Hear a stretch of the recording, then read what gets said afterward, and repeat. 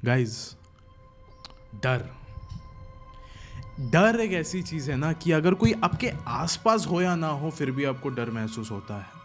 आप कहीं पे अकेले बैठे हो, आपको महसूस हो रहा है बस कि मेरे शायद इर्द गिर्द कोई तो मौजूद है, लेकिन फिर भी आपको डर महसूस होता है। आपके साथ पास्ट में कुछ हुआ है, उसको याद करके आपको डर महसूस होता है, लेकिन जब चीज़ आपके सामने आ जाती है ना, तब डर नहीं महसूस होता है। तब जो खौफ होता है ना, आपके गले तक आता है। और आज वैसी ही एक कहानी मैं आपको बताने जा रहा हूँ। जब वो खौफ वाकई में आपको महसूस होगा आज की वीडियो में, कि जब अनएक्सपेक्टेड स्टोरी आपके सामने आज रखी जाएगी, so you will be mind blown. मैं आपको पहले ही बता दे रहा हूँ that this story has nothing related to the reality of the world. It is completely fictional, completely. लेकिन there is one creativity part also, कि हमने वो कहानी लिखी है। अब मूवीज़ देखते हो ना, वैसे ही हमने भी कुछ ऐसा चीज़ लिखा है आप लोगों के लिए, अ मास्टरपीस में भी। मज़ा आएगा आपको सुनने के लिए। और ये कहानी हमारे भारत देश की नहीं है। दिस स्टोरी इज़ ऑफ अरिज़ोना, जो कि है न्यू मैक्सिको में, which is in the United states of America. ये कहानी है मेहुल नाम के एक शख्स की, जो हमारे देश से उनके देश में गया था इन यूएसए, और वहाँ पे जाने के बाद उनके साथ एक ऐसा हादसा हुआ जिसने उनकी पूरी ज़िंदगी बदल के रख दी। और उसके साथ साथ ये वाला वीडियो, रियली गाइस, बिल्कुल भी स्किप मत करना। आई नो दिस, आप लोग ने देखा ही रहेगा कि ये वाला वीडियो बहुत ज़्यादा बड़ा है, तो प्लीज़ इसको स्किप मत करना, आपको मज़ा आएगा, मार्क माई वर्ड्स। लेकिन अब ये वीडियो शुरू करने से पहले ऐसा ही और horror, mysterious and historical videos देखने के लिए सब्सक्राइब कर दीजिए इस चैनल को। वापस से बता रहा हूँ मैं आप लोग को, दिस स्टोरी इज़ फिक्शन। असलियत से, हकीकत से इसका कोई भी लेना देना नहीं है, लेकिन ये एक हॉरर चैनल है। खौफ आपको इस कहानी में भी मिलेगा। अब ये कहानी शुरू होती है। मेहता एंड द सन्स नाम की एक कंपनी थी। It was a construction company, जो कि किसी भी प्रोजेक्ट का रीडेवलपमेंट में देखती थी, कंस्ट्रक्शन, इंटीरियर वगैरह ये सब चीज़ देखती थी। एंड इसके ओनर थे मिस्टर मेहता। मिस्टर मेहता का जो कारोबार था वो पूरे दुनिया भर में चलता था, चाहे वो यूएस हो, चाहे वो लंदन हो, चाहे वो स्विट्ज़रलैंड हो, कहीं पे भी अगर कोई भी उनको प्रोजेक्ट रहता था तो इनकी कंपनी से भी वहाँ पे टेंडर जाता था, और वो टेंडर एकदम झटके में पास हो जाता था, because they were really very famous. अब इन्हीं दिनों की कुछ बात थी कि 2-3 दिनों से मिस्टर मेहता बहुत ज़्यादा परेशान थे कि मैंने कारोबार बना दिया है, लेकिन अब मेरे बाद मेरा जो बेटा है वो क्या इसे संभाल पाएगा कि नहीं संभाल पाएगा, क्योंकि उसे देख के तो नहीं लगता कि उसमें वो क्वालिटी है कि वो ये चीज़, ये पूरा कारोबार संभाल सकता है। क्योंकि उनका जो बेटा था, बेटे का नाम था मेहुल। अब जो मेहुल था वो हमेशा आवारागर्दी करता रहता था, इधर उधर घूमता फिरता रहता था। वो कभी कभार आता था ऑफिस में, कभी कभार काम, मतलब उसको थोड़ा बहुत तो पता था कि हाउ कंस्ट्रक्शन वर्क्स, लेकिन फिर भी मिस्टर मेहता को इतना कॉन्फिडेंस नहीं था उनके ऊपर। मेहुल को भी हमेशा ये लगता था कि मैं जो भी मांगूंगा वो मुझे पिताजी दे देंगे, और यही चीज़ होते आ रही थी। लेकिन मिस्टर मेहता ने ये बार ऑफिस में बैठे बैठे ये सोचा कि यूएसए का जो अपकमिंग प्रोजेक्ट है वो मैं खुद नहीं लूँगा, वो अगर पूरा करना है किसी को तो वो मेहुल ही करेगा। अगले कई दिनों तक ये जो मेहुल था ये अपने पिता के ऑफिस में जाता रहा। उसके पिता भी उसको देखते रहे कि हाँ आ रहा है, काम पे ध्यान दे रहा है, लेकिन उनके पास टाइम नहीं था उनको सिखाने का। तो मेहुल का ये कज़न था रतन, और रतन और मेहुल की बहुत अच्छी जमती थी। They were really very good friends, अच्छे से रहते थे। मेहुल तो हालांकि रतन को अपना बड़ा भाई मानता था, सगे बड़े भाई से भी ज़्यादा मोहब्बत करता था वो उनसे। अब उसके बाद उन दोनों ने एक दूसरे के साथ जो काम शुरू कर दिया, रतन ने भी ट्रेनिंग देनी शुरू कर दी। एंड अभी रतन ने भी उसको कहा था कि अभी एक यूएस वाला प्रोजेक्ट आ रहा है हमारे पास, और वहीं पे हमारा फर्स्ट ये है, वो हमारा फर्स्ट कंस्ट्रक्शन साइट बनने वाली है, और वहीं पे मैं देखूंगा कि तू काम करने लायक है भी कि नहीं है। फिर रतन ने ये भी कहा कि मैंने तेरे को हालांकि सब चीज़ें सिखा दी है, तू कुछ गलत तो नहीं करेगा, तू स्ट्रांग ही रहेगा वहाँ पे, मुझे ये चीज़ पता है। और वैसे अभी मेरा तो यहाँ का सब कुछ काम वगैरह सब निपट चुका है, तो मैं कल की फ़्लाइट से यूएस जा रहा हूँ, और 1 हफ्ते बाद तू भी थोड़ा अपना काम वगैरह निपटा के वहाँ पे आ जाना, ठीक है। और उसके बाद क्या हुआ कि एवरी डे जब रतन वहाँ पे रहता था तो वो उसको बताता रहता था कि अभी यहाँ पे इतना काम हुआ है, उतना काम हुआ है, ये करना है, वो करना है, हर एक चीज़। उसने कहा कि मेरे साथ यहाँ पे अभी फ़िलहाल के लिए 3 मज़दूर है, उन तीनों मज़दूरों का नाम सब कुछ उसने दे दिया, उस घर का पता भी दे दिया कि तुझे यहाँ पे आना है, इसी जगह पे आना है। अब बस मेहुल को 3 दिन बाकी थे वहाँ पे जाने के लिए, लेकिन आज सुबह कोई भी मेल नहीं आया रतन का। एक दिन बीत गया, दूसरे दिन भी नहीं आया मेल, अब तीसरे दिन तो निकलना ही था मेहुल को। सुना कि 3 दिन हो गया, इसका कोई मैसेज नहीं आया, मेल नहीं आया, कुछ नहीं आया। एक काम करो तो मैं सीधा जाता हूँ वहाँ पे। फिर वो सीधा वहाँ पे पहुँच गया यूनाइटेड स्टेट्स के न्यू मैक्सिको में। न्यू मैक्सिको के एक बहुत अच्छे से होटल में वो रह रहा था। उसको पिकअप करने के लिए गाड़ी भी आई थी, गाड़ी ने उसको पिकअप किया, उसको होटल में जाके ड्रॉप किया। होटल में जाने के बाद थोड़ा सा वो फ्रेश हो गया एंड उसका जो पता दिया गया था वो वहाँ पे पहुँच गया। गाइस, जिस जंगल में उन लोग का प्रोजेक्ट चल रहा था, ये जो जंगल था उसका नाम बहुत ज़्यादा ख़राब था। उसके लाइक खुफिया चीज़ों की वजह से बहुत सारी सीक्रेट चीज़ें ऐसा लगता था कि उस जंगल में होती है। उसके साथ साथ बहुत ज़्यादा पैरानॉर्मल चीज़ें भी होती है। तो काफ़ी खौफ खाते थे उस जंगल में आने से पहले, लेकिन अंदर कोई घुसता भी नहीं था। लेकिन अब इन लोगों का प्रोजेक्ट तो उसके अंदर ही था। सो मेहुल वाज लाइक कि नहीं, मुझे तो अंदर जाना पड़ेगा। और उसको ये सब के बारे में कुछ पता भी नहीं था कि अंदर क्या है क्या नहीं है। इट वाज जस्ट कि उसने गाड़ी वहाँ पे रोकी एंड उसको बस अंदर चलते हुए जाना था। वो अंदर चलते हुए गया। थोड़े ही वक्त बाद उसको वो घर दिख गया, जैसे कि आप किसी भी दूसरी हॉलीवुड मूवी में देखते हो, एक लकड़ी का बना हुआ घर अमेरिका में। वैसे ही था वो वाला घर, एकदम नॉर्मल सा, आसपास एकदम शांति, कोई भी कुछ नहीं है उस घर के अंदर। फिर मेहुल चलता हुआ गया और जैसे ही वो अंदर गया, अंदर से उसको थोड़ा बहुत कंस्ट्रक्शन की आवाज़ आई। उसे देखा तो अंदर 3 लोग थे ऑलरेडी और वो तीनों के तीनों मजदूर थे। वो गया उनके पास, उनको बताया कि हाँ, मेरा नाम मेहुल है, मुझे रतन ने भेजा है, एंड ऑल मुझे रतन ने बुलाया था यहाँ पे काम करने के लिए। उन्होंने भी कहा कि हम लोग यहाँ के मजदूर हैं, हम लोग यहाँ पे काम कर रहे हैं इसको रिनोवेट करने के लिए। फिर मेहुल ने बोला, लेकिन काम ऑलरेडी शुरू हो चुका है, ये बहुत अलग लग रहा है मेरे को। उसने कहा हाँ ऑलरेडी शुरू हो चुका है। फिर उसने कहा, रतन ने कराया ये वाला काम आप लोग से? फिर उसने कहा हाँ रतन ने कराया हमसे वाला काम। फिर मेहुल ने पूछा कि लेकिन ये रतन है किधर? उस समय तीनों मजदूरों में से किसी ने भी जवाब नहीं दिया। दे वर रियली वेरी साइलेंट। एक दूसरे का उन्होंने चेहरा देखा और बस वहीं पे खड़े होकर कुछ और बारे में बात करने लग गए। Then at that time Mehul was like कि किसी ना किसी को तो पता ही होगा कि रतन किधर है। मेहुल ने एक और एक चीज़ का एकदम कंफर्म कर लिया था, तय कर लिया था कि ये काम पूरे 7 दिन का है, लेकिन अगर हम लोग दिन रात बैठ के यहाँ पे काम करें तो हम लोग ये वाला काम सिर्फ 3-4 दिन में निपटा सकते हैं। अभी इन्होंने क्या कहा, जो मजदूर थे वो लोग ने कहा कि हम लोग ठीक है, हम लोग यहीं पे रहने के लिए तैयार हैं, ठीक है, क्योंकि इनको जो पगार थी वो उनको पूरे 7 दिन की मिलने वाली थी। भले लोग 3-4 दिन में निपटा ले, फिर भी 7 दिन के 7 दिन में करे, फिर भी 7 दिन की पगार है। सो दे वर ऑल रेडी। अब रात का समय हो रहा था, सब कुछ काम वगैरह खत्म करने के बाद ये लोग बैठे हुए थे डिनर टेबल पे। डिनर टेबल पे बैठते वक्त एक मजदूर ने बस उनको पूछा, वहीं के ऑफ कोर्स इंग्लिश लैंग्वेज में पूछा, मैं आपको हिंदी में बताता हूँ, कि साहब आप यहाँ पे फर्स्ट टाइम आए हो क्या? आप यहाँ पे लाइक एक भी बार नहीं आए आप इस जंगल में? फिर मैं उन्होंने कहा नहीं आया मैं इधर। फिर उस मजदूर ने कहा कि फिर तो आप यहाँ के खौफ के बारे में जानते ही नहीं होगे, जो यहाँ पे खौफ घूमता है। फिर मैं उन्होंने कहा कि कौन सा खौफ, कोई जंगली जानवर वगैरह घूमते हैं क्या? फिर उन मजदूरों ने कहा कि ऐसा बताया जाता है कि इस जंगल में एक ऐसा घर है जहाँ पे कई सालों पहले 10 लोगों की मौत हुई थी और उनकी लाश कभी भी बरामद ही नहीं हुई। बताया जाता है कि वहाँ से बहुत ज़्यादा भूत भुलाई भटकती है, पूरा जंगल लाइक उसी से भरा हुआ है। और वो जो 10 लोगों की लाश भी थी, ऐसा बताया जाता है कि वो इस ही जंगल ने निकल ली थी और तब से वहाँ का ओनर भी वहाँ पे नहीं आता। वहाँ का ओनर क्या, जिस घर में हम बैठे हैं यहाँ का भी ओनर यहाँ नहीं आता। ये बात कहते ही घर के बाहर से किसी के दरवाज़ा ठोकने की आवाज़ सुनाई दी। सब एकदम चौकन्ना हो गए। मेहुल अब ज़्यादा डर चुका था कि मैं ये कहाँ आ गया हूँ, अब बाहर कौन था, ये जानना भी बेहद ज़रूरी था। उनमें से एक मजदूर बाहर गया और देखा तो वहाँ कोई भी नहीं था, लेकिन उसने कहा कि क्या पता सच में कोई हो, मैं बाहर जाकर देखता हूँ। वो बाहर गया और कई देर तक वापस ही नहीं आया। सब डरे हुए थे कि आखिर वो गया तो गया कहाँ। जब उन्होंने वो दरवाज़ा खोला तो वो मजदूर गेट से दूर सामने ही खड़ा था। सभी ने उसे आवाज़ लगाई, लेकिन वो अंदर ही नहीं आया, बस वहीं पर खड़ा था। मेहुल ने झटके से दरवाजा बंद कर लिया। बाकी मजदूरों ने कहा कि सर ये पक्का उन्हीं आत्माओं का किया धरा है, वो हमें यहाँ नहीं रहने देना चाहते। मेहुल ने कहा कि बकवास बंद करो, ये भूत पिशाच आत्माएं ऐसा कुछ भी नहीं होता, पक्का इसकी वजह कुछ और ही होगी। कुछ देर बाद उनका दरवाजा फिर से खटखटाया, लेकिन इस बार बहुत ज्यादा जोर से। मेहुल को ऐसा लग रहा था कि शायद हो सकता है कि ये उन्हीं का मजदूर है, वो जो अभी बाहर गया था वही वापस आ रहा है। लेकिन उस वक्त मेहुल को ऐसा भी लग रहा था कि शायद हमें दरवाज़ा नहीं खोलना चाहिए। वो एक मजदूर गया वो दरवाज़ा खोलने के लिए, लेकिन उस वक्त मेहुल ने कहा कि नहीं, मैं जाता हूँ दरवाज़ा खोलने के लिए। मजदूरों में लेकिन ये बात हो रही थी कि साहब आप यहाँ पे नए हो, हम यहाँ पे पुराने हैं, हम जाके देख के आते हैं जल्दी से। फिर उसमें से एक मजदूर गया बाहर। अब फिर से वही चीज़ होती है, वो वापस लौटा ही नहीं बहुत देर तक। अब ये जो सिनेरियो है, ये जो फ्रेम है, ऐसा बनता है कि बाहर भी 2 लोग हैं और अंदर भी 2 लोग हैं।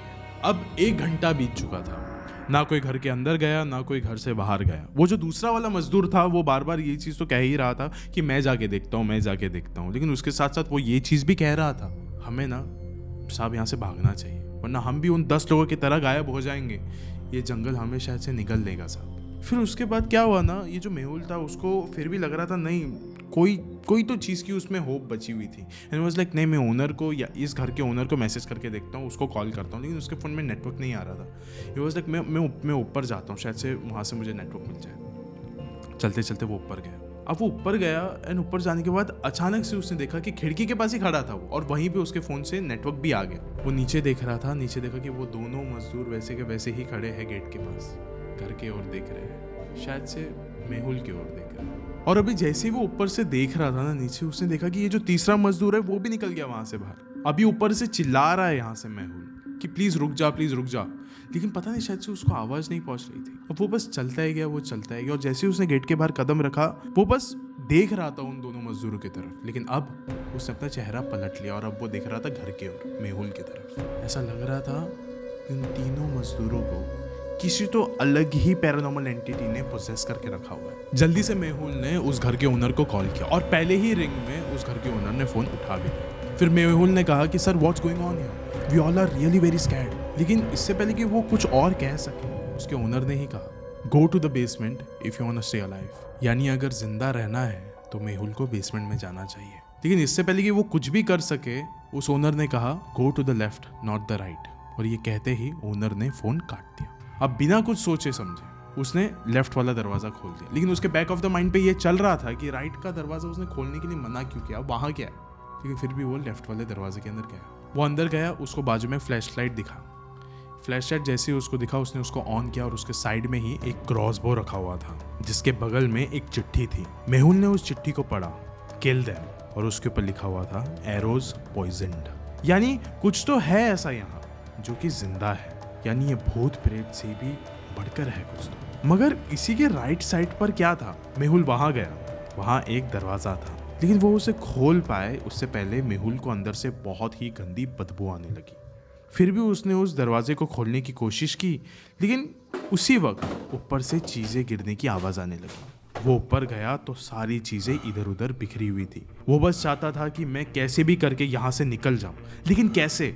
बाहर खतरा है और अंदर कोई भी रास्ता नहीं है। और तभी उस घर का दरवाजा वापस से खटखटाया, यानी अब मेहुल की बारी थी। मेहुल एक कोने में क्रॉसबो लेकर बैठा हुआ था कि कोई भी अंदर आए मैं उसे मार दूं, मैं अपने आप को बचाने के लिए कुछ भी करूंगा यहाँ पे। उसके बाद अचानक से उसके एकदम करीब से उसको घुर्राने की आवाज सुनाई दी। फिर धीरे से उसने अपना क्रॉसबो उठाया और वो धीरे धीरे कदमों के साथ उस किचन की ओर गया। किचन के ओर एकदम सामने उसको दिख रहा था, एकदम फुल पिच ब्लैक है, लेकिन वहां पे कोई तो एकदम लंबा सा जानवर है। और अचानक से उसने रूप बदल दिया, शेप बदलता हुआ उसे दिख रहा था, लेकिन क्या था उसे समझ में नहीं आया। उसे थोड़ा सा वहां पे फ्लैश मारा तो वो वही मजदूर था, लेकिन उसको पता था कि वो मजदूर नहीं है, ये कोई और है। उस मजदूर ने घुर्राने की आवाज़ निकाली और उसने उसी क्रॉसबो से हड़बड़ाहट में आके वहाँ पे एम करते हुए शूट किया। और शूट करते ही वो जो तीर थी वो इधर उधर नहीं गई, वो सीधा उस मजदूर को जाके लगी। और जैसे ही वो मजदूर नीचे गिरा, उसका शेप वापस से उसी जानवर में बदल गया। और उसको एक चीज़ पता चल गया अभी कि यहाँ पे कोई भूत प्रेत नहीं भटक रही है, यहाँ पे कुछ अपने आप का आकार बदलने वाला कोई तो जानवर है, जो कि उसने पहले सुना था कि अरिज़ोना के जंगल में शेप शिफ्टर घूमते हैं। ये उसे अभी दिखाई दे रहा है। अब अचानक से वो सब कुछ सोच ही रहा था कि उसके एकदम पीछे से फिर से उसको घुर्राने की आवाज़ सुनाई दी। मेहुल अभी भागता हुआ एकदम बाहर निकला उस घर से बाहर। ये पहली बार था कि मेहुल अब लड़ना नहीं चाह रहा था, वो भाग रहा था उस चीज़ से। जैसे वो उस घर से बाहर निकला, एकदम शांति थी हर जगह। अगर उसको सिर्फ आवाज़ सुनाई दे रही थी तो उसके भागते हुए कदमों की। वो जैसे ही बाहर गया, उसने देखा कि वो सामने एक मजदूर खड़ा है, शायद से ये उसे मारना चाहता है, बिकॉज ये भी वही शेप शिफ्टर है। वो भागता हुआ जा रहा था, भागता एकदम जंगल के अंदर पहुंच चुका है। वो अचानक से उसका पैर एक पत्थर पर पड़ गया और वो नीचे गिर गया। उसका क्रॉसबो भी इधर उधर ही कहीं पे शायद से गिर गया था और वो मजदूर भागता हुआ उसको मारने के लिए आ रहा था। वो जल्दी से उस क्रॉसबो के पास गया और उसने सीधा एम करके उस पर शूट कर दिया और वो वाला मजदूर वहाँ पे मर गया।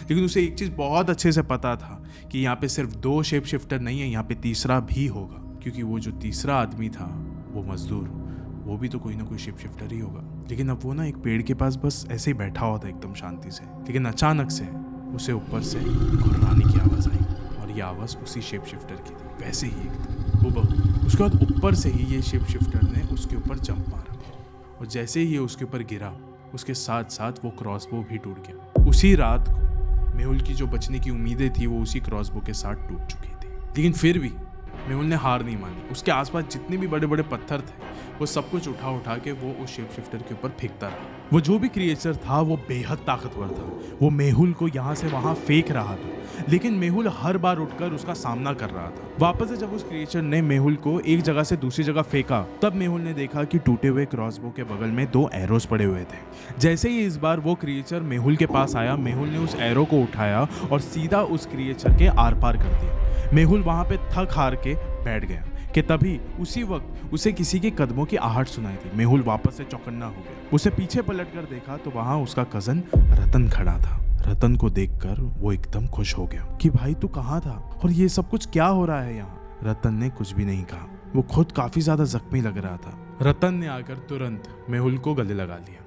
मेहुल ने भी गले लगाया, लेकिन उसी समय मेहुल के पीछे उसने एक एरो छुपा कर रखा था। जैसे ही रतन ने उसको गले लगाया, मेहुल ने वो रतन के सीने के आर पार कर दिया और रतन नीचे गिर गया। जैसे ही वो नीचे गिरा, वो भी एक शेप शिफ्टर में तब्दील हो गया। उसको पता था कि वो भी एक शेप शिफ्टर है। उस समय मेहुल ने भी कहा कि मुझे भी पता था कि तू कोई इंसान नहीं है, तेरे में से भी वही बदबू आ रही है जो इन शेप शिफ्टर्स में से आ रही थी। मेहुल अभी भागता हुआ उस बेसमेंट में गया और उसने कहा कि मुझे जानना है कि राइट में क्या है। अगर यहाँ पे भी कोई शेप शिफ्टर है तो उसको भी मैं यहाँ से ख़त्म करके ही जाऊँगा। उसने जैसे ही वो दरवाज़ा तोड़ा, अंदर से पहले तो बहुत ज़्यादा गंदी बास आई, लेकिन उसके अंदर 4 लोगों की लाश पड़ी हुई थी, 3 मजदूरों की और चौथा उसके भाई रतन की। ये सब कुछ देखने के बाद वो बहुत ज़्यादा मायूस हो गया। मायूस का एकदम रोने ही लगा था कि उसने अपने भाई की मौत देखी है।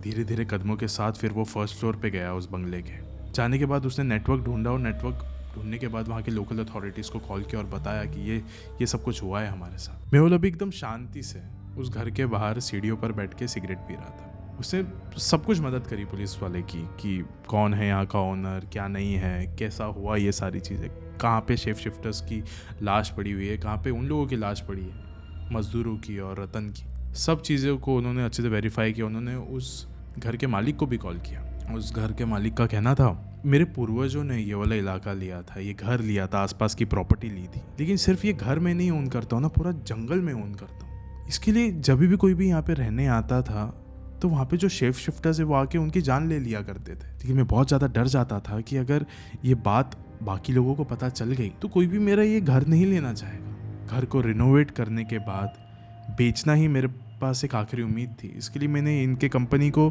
ये वाला काम दिया, लेकिन मुझे नहीं पता था कि मेहताज एंड सन्स ये इस कंपनी के लिए ये वाला काम भारी पड़ जाएगा। और आखिरियत में मेरे लिए भी ये वाला काम भारी पड़ गया। आज मुझे लगा था कि ये सिर्फ एक अफ़वाह है और अफ़वाह तक ही सही रहेगी, लेकिन आज ये सब कुछ सच में तब्दील हो गया। ये सारी चीज़ें होने के बाद वहाँ के जो लोकल अथॉरिटीज़ थे, पुलिस वगैरह थे, उन्होंने वो जो शेप शिफ्टर्स की लाश थी उसको भी ठिकाना लगा दी, क्योंकि वहाँ पे स्पेशल ऑफिसर्स को बुलाया गया था जो कि ये सारे केसेस देखते हैं, मिस्टीरियस केसेस देखते हैं। उनके हवाले उन्होंने ये सारी चीज़ें कर दी। लेकिन एक बात है, मेहुल का यहाँ पे हिम्मत वाला होने का जो तरीका था, उसने शायद से उस पूरे जंगल को बचा लिया है आज। लेकिन जो कुछ भी हुआ उसके वजह से उसका जो चचेरा भाई था रतन, उसकी मौत हो गई। मेहुल ने एक स्पेशल रिक्वेस्ट की थी वहाँ के स्पेशल पुलिस ऑफिसर्स को कि आप सारी लाशों को लेके जाइए यहाँ से, लेकिन मेरे भाई रतन की लाश मुझे दे दीजिए, क्योंकि ये मेरा भाई है। मुझे इसको अपने देश वापस लेके जाना है, अपने घर वालों के पास वापस लेके जाना है, इसका अंतिम संस्कार करना है। वो उस लाश को अपने घर वालों के पास लेके गया। कुछ एक्सप्लेन नहीं कर पाया वो उन लोगों को, लेकिन बस बता दिया कि बस इसकी मौत हो गई और जिसने भी मारा है मैं उसे ख़त्म करके आया हूँ। और उसके साथ साथ हर एक चीज़ वहीं पे ख़त्म हो गई। और ये भी नहीं ये सब चीज़ों को याद करना चाहता था, सिर्फ एक इत्तेफाक समझ के भूल जाना चाहता था। लेकिन फिर भी अंत में ये कहानी ख़त्म होती है उसके अंतिम संस्कार के साथ। और आज इस वीडियो के अंत में मैं आपसे बस यही कहना चाहता हूँ, ये जो भी चीज़ें होती है ना, स्किन वॉकर्स, शेप शिफ्टर्स या फिर बिग फुट, येटी, ये सारी चीज़ें कहानियाँ में होती है, लेकिन दुनिया में कोई ना कोई तो होगा ना जिसने इसे देखा है, जिसके वजह से किसी की मौत हुई हो। वो मौत का मजाक तो नहीं उड़ा सकते इन कहानियों को सिर्फ एक अफ़वाह कह के। ये कहानी सिर्फ कहानी है। मैं आपको यही कहना चाहूँगा, जैसे मैंने इस वीडियो में कहा कि ये कहानी सिर्फ एक कहानी है। एंड आई होप कि आप लोगों को काफ़ी अच्छा लगा हो। हम लोगों ने काफ़ी मेहनत करके लिखा है ऑफ कोर्स। बट मैं आपको एक और सवाल पूछना चाहता हूँ, अगर आप चाहते हो कि मैं और ऐसी भयानक फिक्शन स्टोरीज लाओ आप लोगों के सामने, तो क्या आप देखना पसंद करोगे? क्योंकि रियल स्टोरीज तो हम लाते ही रहेंगे, लेकिन fiction stories like if you want, तो हम वो भी ला सकते हैं। थोड़ी और मेहनत लगेगी, बस लेके आ जाएंगे आप लोग के सामने। और अंत में बस मैं वही कहूँगा जो हमेशा कहता हूँ, चौकन्ने रहिए। शुक्रिया।